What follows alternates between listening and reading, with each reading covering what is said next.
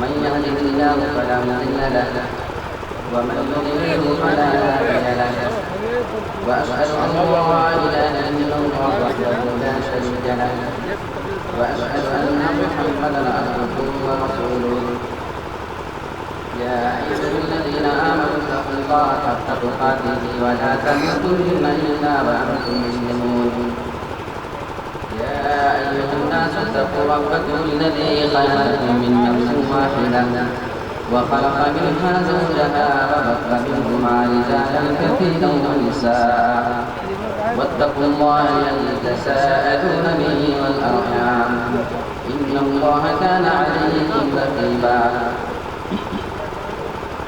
يا أيها الذين آمنوا اتقوا الله وقولوا قولا سديدا يصلح لكم أعمالكم ويغفر لكم ذنوبكم ومن يطع الله ورسوله فقد فاز فوزا عظيما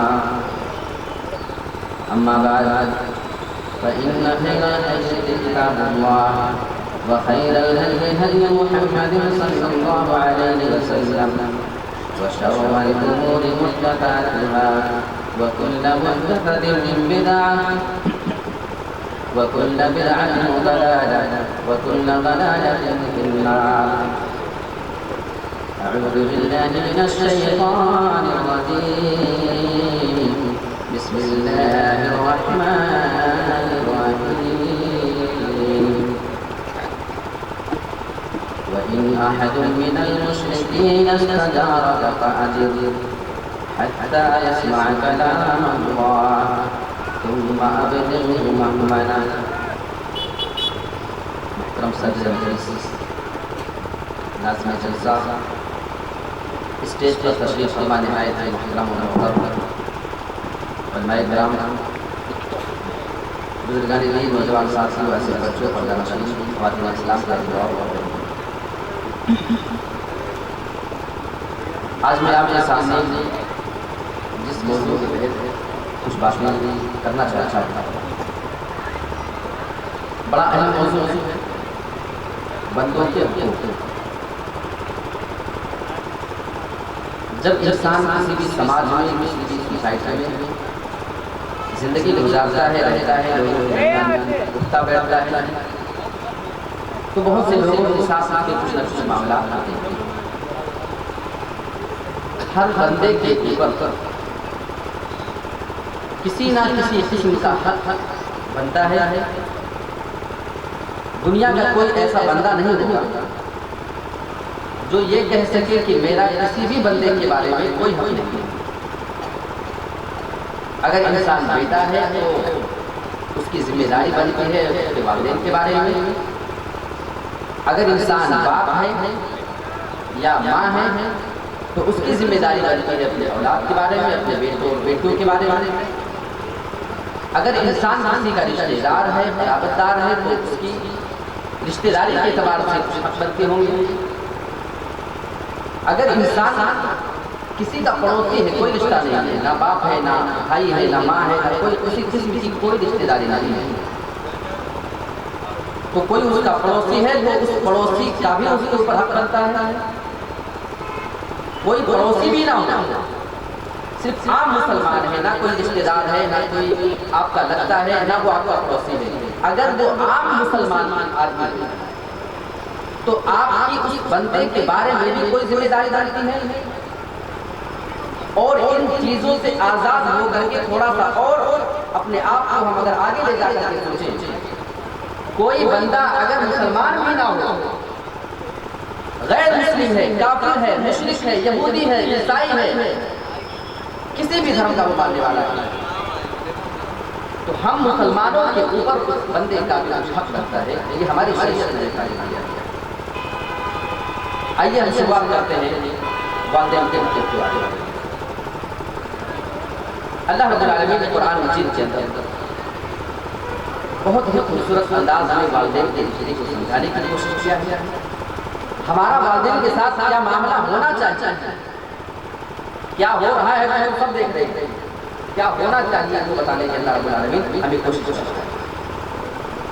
وَقَضَىٰ رَبُّكَ أَلَّا تَعْبُدُوا إِلَّا إِيَّاهُ وبالوالدین احسانا، اور تمہارے رب نے یہ فیصلہ کر دیا ہے اللہ تعبدوا الا ایاہ، تمہارے رب نے یہ فیصلہ کر دیا ہے کہ تم اللہ کے علاوہ کسی اور کی عبادت نہ کرو، وبالوالدین احسانا، اور تم اپنے والدین کے ساتھ حسن سلوک کیا کرو۔ اس آیت کریمہ کے اندر اللہ رب العالمین اپنے حق کے ساتھ ماں باپ کے حقوق بتا رہا ہے، یعنی میری عبادت کرنا تو یہ کافی نہ سمجھ لینا کہ میری عبادت میں جنت میں لے جائے گی۔ وبالوالدین احسانا، اے مسلمانوں تمہیں اپنے والدین کے ساتھ اچھا سلوک بھی کرنا پڑے گا۔ اب قرآن کے الفاظ ذرا دیکھو، اما یبلغن عندک الکبر احدہما، اے مسلمانوں اگر تمہارے والدین میں سے کوئی ایک تمہارے پاس بڑھاپے کی عمر کو پہنچ جائے، او کلاہما، یا دونوں تمہارے پاس بڑھاپے کی عمر کو پہنچ جائیں۔ قرآن میں اللہ نے عندہ کا لفظ استعمال کیا ہے، اگر وہ بوڑھے ہو جائے تمہارے پاس موجود رہے، عندہ کا تیرے پاس رہے۔ یہاں علماء نے کہا ہے اگر آپ اپنے والدین کے پاس رہتے، آپ انہی کے ساتھ اٹھا بیٹھا کرتے، تب بھی آپ کا حق بنتا ہے۔ اگر آپ ممبئی رہتے، آپ گجرات رہتے اور آپ کے والدین گاؤں میں رہتے، تب بھی وہ آپ کے پاس ہی سمجھے جائیں گے۔ جیسے آپ کی ذمہ داری بنتی تھی، آپ اگر ان کے پاس اٹھا بیٹھا کرتے، آپ ان کے ساتھ رہتے، معاملات ہوتے، آپ ان کی دیکھ ریکھ کرتے، یا آپ کا فرض تھا، ایسے آپ دور رہ کر کے اپنے آپ کو والدین کے ہی پاس سمجھنا، وہاں سے حسن سلوک کرتے رہنا۔ ان دکل بڑھاپے کی عمر تک پہنچ جائیں اور قرآن کے پاس بتا دیں احدہما او کلاہما، اللہ یہ بیان فرما رہا ہے اے میرے بندو، اگر تمہارے والدین میں سے کسی ایک کا انتقال ہو جائے، باپ مر جائے ماں بچے، یا ماں مر جائے صرف باپ بچے، اگر ایسی کنڈیشن ہو تب بھی ان کا خیال کرتے رہنا، او کلاہما، یا دونوں تمہارے پاس بحیات ہیں، دونوں زندہ ہیں، دونوں بڑھاپے کی عمر میں تمہارے پاس موجود ہیں، تب بھی ان کا خیال کرتے رہنا۔ اب آئیے اس آیت کریمہ کے اندر ایک بہت بڑا نقطہ دیکھتے ہیں۔ آپ نے یہ بات سنی ہوگی کہ قرآن اپنی ترتیب اور اپنی سیٹنگ کے اعتبار سے بھی معجزہ ہے۔ اللہ پہلے یہ نہیں کہہ رہا ہے اگر تمہارے ماں باپ دونوں بڑھاپے کی عمر کو پہنچ جائیں، یہ بات میں کہا ہے، پہلے اللہ یہ کہہ رہا ہے اے میرے بندو اگر ایک بچے ایک مر جائے، یہ لفظ اللہ نے پہلے استعمال کیا ہے۔ ایسا اللہ نے کیوں کہا ہے؟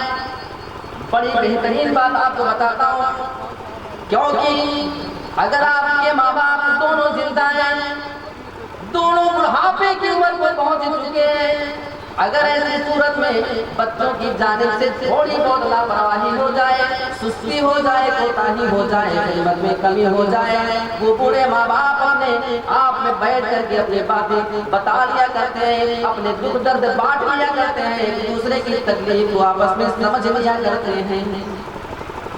لیکن اگر انہیں میں سے کوئی جوڑا دنیا سے چلا جائے، بڑھاپے کی عمر میں آنے کے بعد یہ جوڑا بالکل اکیلا ہو چکا ہے، اس کا وہ لائف پارٹنر جس کے ساتھ 20-25-30-40 سال زندہ رہا تھا، اس کے ساتھ اپنے معاملات میں کیا کرتا تھا، اس کی تکلیف تو سننے والا پارٹنر اس سے رخصت ہو چکا ہے۔ اللہ فرما رہا ہے احدہما، اگر دونوں میں سے کوئی ایک انتقال کر جائے، دوسرا بچے تو تم زیادہ خیال کرنا۔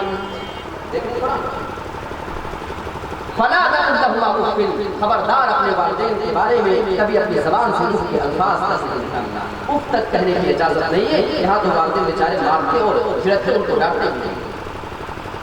وقل لهما قولا کریما، اور اپنے والدین کے لیے تم بڑی درست اور اچھی باتیں کیا کرو، تم ان سے نرم انداز میں باتیں کیا کرو۔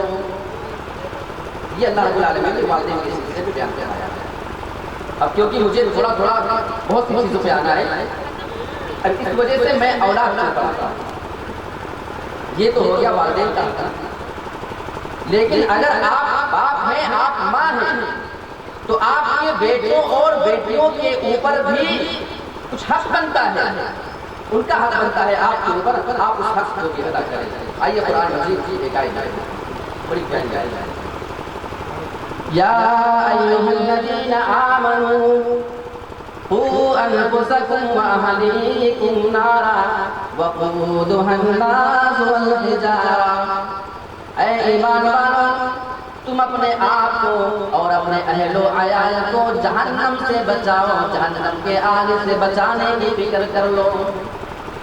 وقودھا الناس والحجارہ، اس جہنم سے اپنے آپ کو بچاؤ جس کے ایندھن انسان اور پتھر ہوں گے، اسی میں ان کو جلا کر کے آگ تیار کی جائے گی۔ علیہا ملائکۃ غلاظ شداد، اللہ بیان فرما رہا ہے اے میرے بندو، کیا تم جانتے ہو کہ جہنم میں ہم نے کن فرشتوں کو لگایا ہے عذاب دینے کے لیے، سزا دینے کے لیے؟ اللہ بیان فرما رہا ہے اس کے اوپر ایسے فرشتے غلاظ شداد، وہ بہت ہی زیادہ سخت دل ہوں گے اور بہت ہی زیادہ طاقتور ہوں گے۔ لا یعصون اللہ ما امرہم، میرے پیارے ساتھیوں دنیا میں بھی بہت سارے لوگوں کے اوپر کیس ہو جاتا ہے، مقدمہ ہو جاتا ہے، جرم ثابت بھی ہو جاتا ہے، لیکن اس کے باوجود روپیہ پیسہ دے کر اپنی پہچان بتا کر سور سے بچا کر کے اپنے آپ کو بچا لیا جاتا ہے۔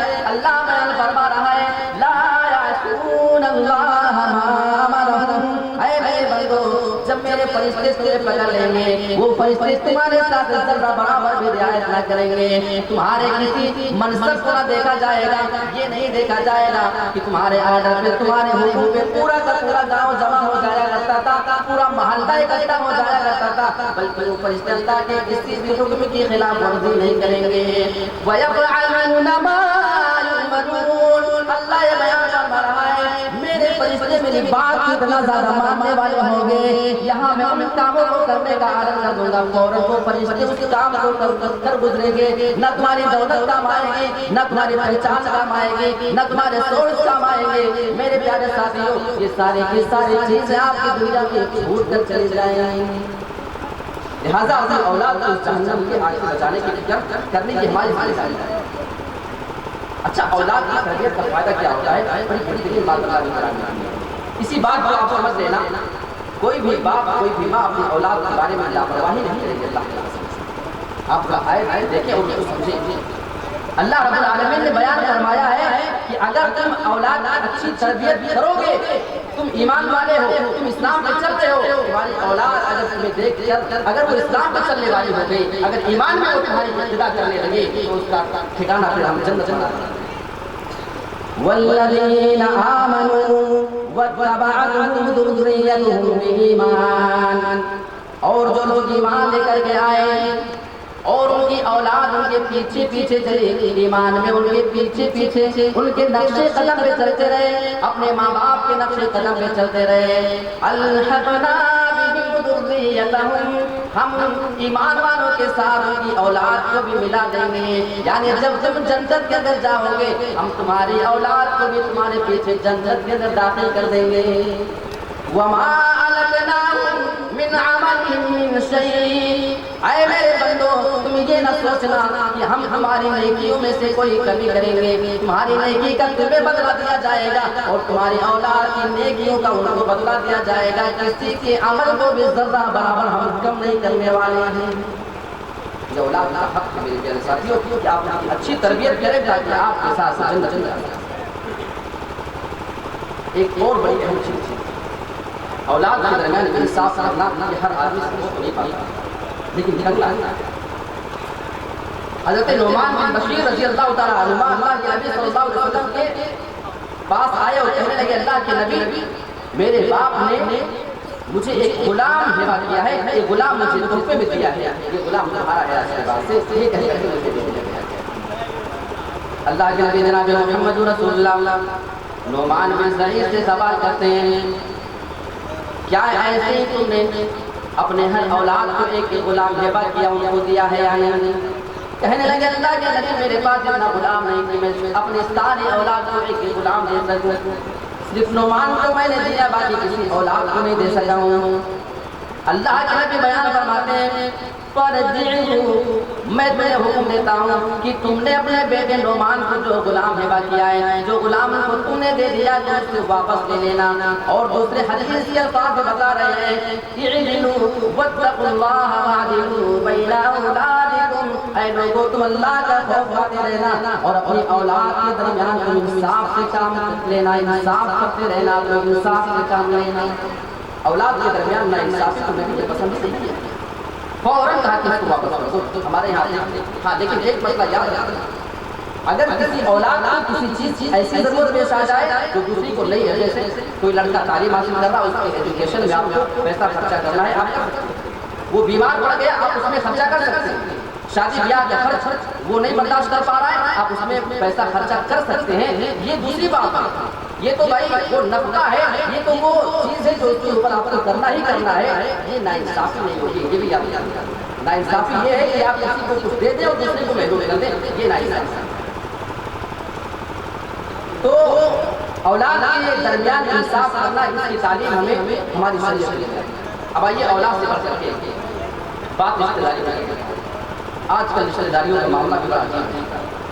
آپ دیکھیں ہمارے سماج کو آپ اور اللہ کے نبی کے پاس کتنے پرسنٹ مسلمان نظر آئیں گے اس کی من کان یؤمن باللہ والیوم الآخر فلیحسن رحمہ۔ اللہ کے نبی بیان فرماتے ہیں جو آدمی اللہ پہ ایمان رکھتا ہو اور آخرت پہ ایمان رکھتا ہو تو اس آدمی کے اوپر یہ ذمہ داری بنتی ہے کہ وہ اپنے رشتے داروں کی دیکھ ریکھ کیا کرے، ان کے ساتھ حسن سلوک کیا کرے۔ آج رشتے داری کے ساتھ سلوک کرنا یہ بڑا عجیب پیمانہ ہمارے میدان میں آتا ہے۔ یہاں پہ ایک بڑی خوشخبری ہے ایسے لوگوں کے لیے، ایک حدیث میں آپ کو بتاتا ہوں، جو لوگ رشتہ نبھاتے ہیں اور سامنے والے اسے بیوقوف سمجھ کر استعمال کرتے ہیں۔ ایک آدمی رشتہ داری نبھا رہا ہے، ان کے تحفے دیتا ہے، تحائف دیتا ہے، دل میں ان کی محبت رکھتا ہے اور سامنے والے اس کو استعمال کر رہے ہوتے ہیں۔ ایسا بہت ہوتا ہے نا، اگر آپ کے ساتھ ایسا ہوتا ہے تو اللہ کی قسم آپ پائیں گے۔ آئیے ایک آدمی اللہ کے نبی کے پاس آتے ہیں، کہنے لگے اللہ کے نبی میرے بہت سارے رشتہ دار ایسے ہیں، میں ان کے ساتھ حسن سلوک کرتا ہوں، میں ان کے ساتھ اچھا برتاؤ کرتا ہوں، لیکن بدلے میں وہ میرے ساتھ برا برتاؤ کیا کرتے ہیں، میرے ساتھ وہ بدسلوکی کیا کرتے ہیں، بدتمیزی کیا کرتے ہیں۔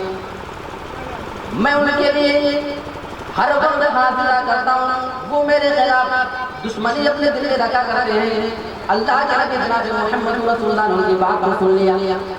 آپ نے ارشاد فرمایا میرے پیارے ساتھی کوئی بات نہیں، اگر ایسا ہی معاملہ ہے جیسا کہ تو نے ابھی مجھے بتایا ہے تو کان کھول کر کے سن لے، اگر تیرے کوئی رشتہ دار تیرے ساتھ اس نے سلوک کے باوجود اتنا اچھا برتاؤ کرنے کے باوجود تجھے بدتمیزی کے ساتھ جواب دیا کرتے ہیں، تیرے ساتھ اچھا سلوک نہیں کرتے ہیں، تو اس عمل کے ذریعے گویا کہ ان کے چہرے پہ راکھ چھڑک رہا ہوتا ہے اور اللہ کی جانب سے فرشتہ تیرے لیے مقرر ہو جایا کرتا ہے، وہ تیری حفاظت کرتا ہے جب تک کہ تو یہ کام کرتا رہے گا۔ تو اس میں ہمارا نقصان کیا ہے؟ ہم حسن سلوک کریں اللہ کے لیے، اس لیے نہیں کہ وہ بندے میں حسن سلوک کرے، یہ ہمیں حدیث بتاتا ہے۔ اچھا چلیے اب یہ رشتہ داری ہو رہی ہے، اب بات آتی ہے پڑوسی۔ میں بڑے وقت کا خیال کرتے ہوئے چل رہا ہوں۔ آج کل اگر ایک سوال آپ لوگوں سے پوچھ لینا، پورے گاؤں کے اندر کس آدمی کو کس سے سب سے زیادہ تکلیف ہے، تو آپ کو جواب ملے گا کہ آدمی کو اپنے پڑوسی سے سب سے زیادہ تکلیف ہے۔ صحیح کہہ رہا ہوں؟ عام 90% معاملہ ہے، آدمی اپنے پڑوسی سے سب سے زیادہ بیچارہ پریشان ہے، دور والے سے بڑی بنتی ہے لیکن پڑوسی سے کسی کی نہیں بنتی۔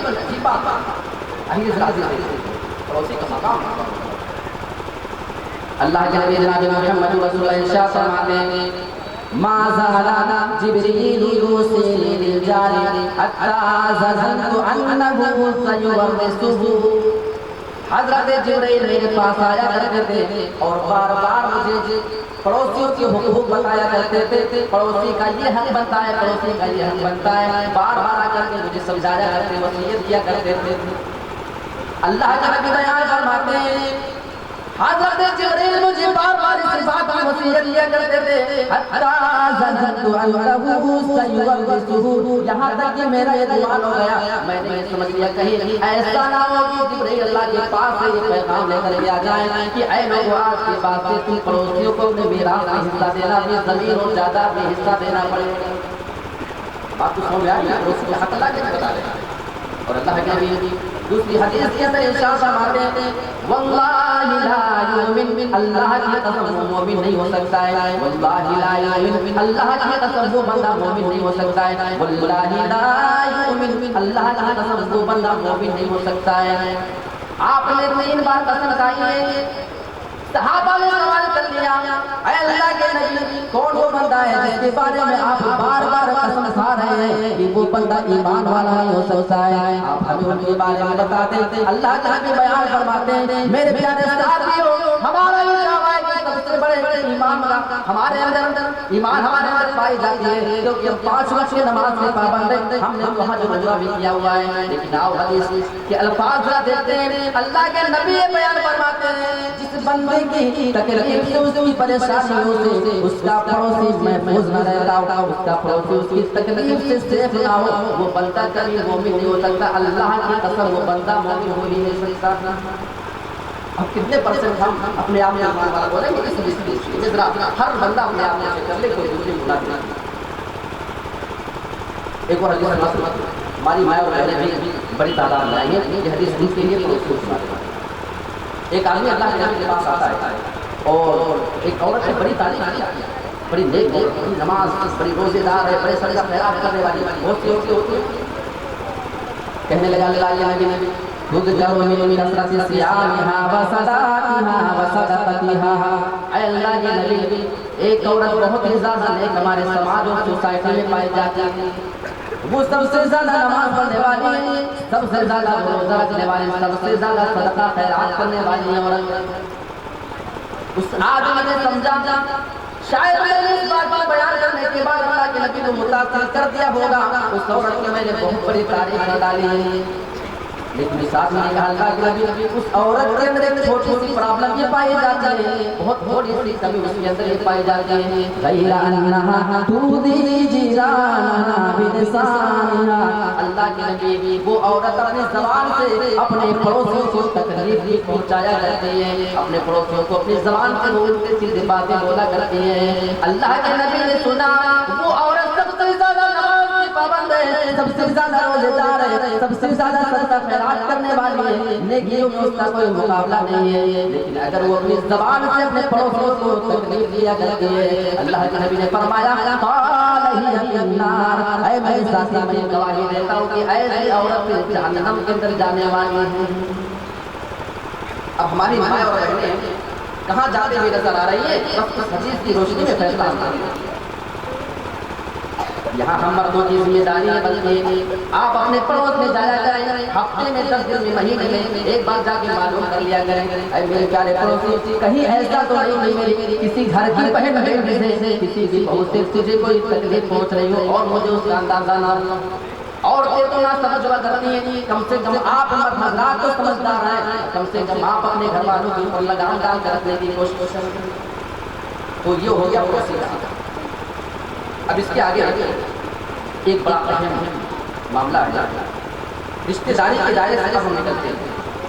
ابھی تک رشتہ داریوں کے بارے میں بات کر رہا ہے، اب بات آتی ہے عام مسلمانوں کے حقوق۔ عام مسلمان مطلب میں ہوں، آپ ہیں، کوئی کسی کو جانتا ہے نہیں جانتا ہے، کوئی رشتہ داری ہے نہیں ہے، یہ عام مسلمان بات سمجھ آتی ہے، جنرل مسلم۔ اب ان کے آپس میں کیا حق بنتے ہیں اور ہم کتنا اس کو ادا کرتے ہیں، آئیے ذرا حدیث دیکھتے ہیں اور اپنے اعمال دیکھتے ہیں۔ حدیث سے اس سے دیکھتے ہیں۔ اللہ کے نبی جناب محمد رسول اللہ ارشاد فرماتے ہیں حق المسلم علی المسلم ست، مسلمان کے مسلمان کے اوپر 6 حقوق بنتے ہیں، 6 حق آپ کے اوپر کسی مسلمان کے لیے بنا کرتے ہیں۔ اذا لقیتہ فسلم علیہ، جب تمہاری کسی بھی مسلمان سے ملاقات ہو جائے، اگر وہ تمہارے سامنے پڑ جائے، اگر ملاقات ہو جائے فسلم علیہ، تو تم سے سلام کر لیا کرو۔ ہمارے یہاں تو سلام کا معیار بالکل بدل چکا ہے، ابھی تو یہ سیزن چل رہا ہے، ہمارے بہت سے بھائی سدھارتھ نگر میں، گجرات اور ممبئی اور دلی سے آئے ہوں گے، ہم اس امید میں بیٹھے ہوتے ہیں کہ وہ آنے والا بندہ بھی ہم سے سلام کرے گا، حالانکہ وہ کھڑے محفل میں موجود ہے اور چل چل کے ہم آ رہے ہیں۔ اب یہاں ذمہ داری ہماری بنتی ہے کہ آنے والا بندہ سلام کرے، لیکن ہم کیا سوچتے ہیں آیا ہے ممبئی سے، وہ آ کے سلام کرے گا، میں جاؤں گا کرنے۔ یہ ہوتا کہ نہیں ہوتا ہے؟ اللہ کے نبی نے فرمایا ملاقات تو نے کیا، چل کے تو آیا، فسلم علیہ کو سلام کر دیا۔ سلام کا معیار آج کل لوگ اسٹیٹس اور لیبل دیکھ کر کیا کرتے ہیں۔ آپ امیر آدمی ہیں، لوگ آپ سے سلامی ٹھوکنے کے لیے آپ کے قدموں کے نیچے گر جائیں گے۔ آپ غریب ہیں، آپ سلام کریں گے، آپ کے سلام کا جواب نہیں دیا جائے گا۔ میرے پیارے ساتھیوں، کتنا مزاج لایا ہے ہم نے رسول کی سنت کا، ہمارے نبی کا طریقہ یہ تھا۔ جبکہ آپ اللہ کی قسم رب کعبہ کے بعد اگر کوئی ہستی پوری دنیا میں سے زیادہ عظیم ہو سکتی ہے تو وہ ہستی جناب محمد رسول اللہ کی ہستی ہوا کرتی تھی۔ لیکن اللہ کے نبی کوئی فضیلت والی چیز نہیں، کوئی بڑائی جتانے والی بات نہیں ہوا کرتی تھی۔ اللہ کے نبی مدینہ کی گلیوں میں جا رہے ہیں، چھوٹے چھوٹے بچے آپ کے پاس اگر آتے آپ کی ملاقات ہو جایا کرتی، اللہ کے نبی اپنی طرف سے بڑھ کر سلام کر دیا کرتے تھے۔ یہ ہمارے نبی کریم کا اخلاق تھا۔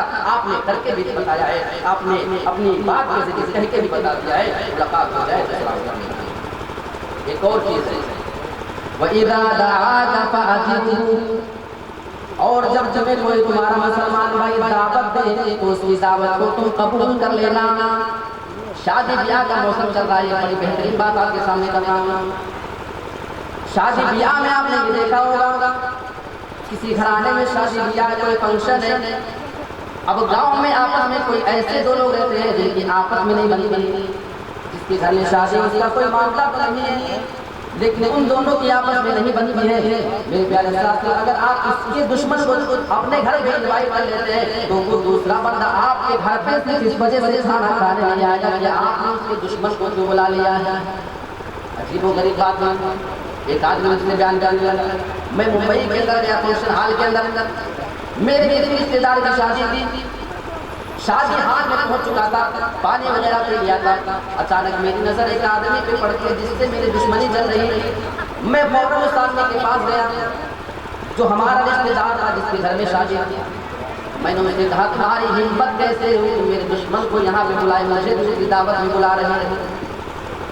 لیکن ہم ہے کہ نہیں، کیونکہ نام جو اللہ والا رکھا ہے، نام جو ہم نے رسول والا رکھا ہوا ہے، وَإِذَا دَعَاكَ فَأَجِبْهُ۔ میرے پیارے ساتھیوں، سچ یہ ہے کہ ہمارا ایمان مکمل اس ٹائم پہ ہوگا جب ہم رسول کی مرتبات کو مانیں گے۔